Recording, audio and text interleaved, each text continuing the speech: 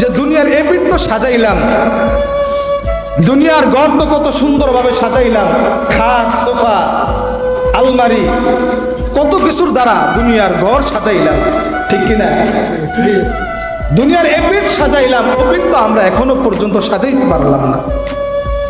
দুনিয়ার এপিঠ সাজানোর জন্য মরিয়া হয়ে গেছে।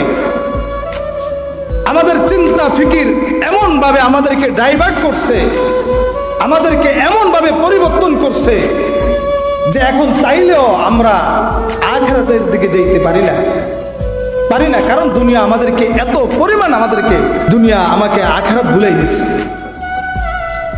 তো মুহতারাম হাজরিন, দুনিয়ার 60 বছর 70 বছর হায়াতের জন্য কত সুন্দর করে ঘরটাকে সাজাইলাম, কত কিছুর দ্বারা, টাইসের দ্বারা।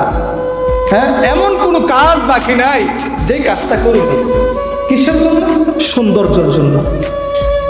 কিন্তু অথচ ওই যে মাটির ঘর, এই মাটির ঘরের জন্য কতটুকু বা আমরা ফিকির করলাম, চিন্তা করলাম, আমাদের আমলের জিন্দেগিকে পরিবর্তন করলাম, কতটুকু পরিবর্তন করলাম। চিন্তার ফিকির, চিন্তা করেন।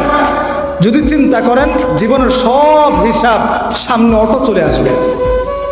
আপনি অতীতে কি করছেন না করছেন, এটা আপনার জীবনে আপনি চাইলে মোতালা করতে পারেন। আপনি মোটামুটি আজ থেকে 30 বছর আগে, 20 বছর আগে যা করছেন, কিছুটা হলে আপনার মেমোরির ভিতরে আছে।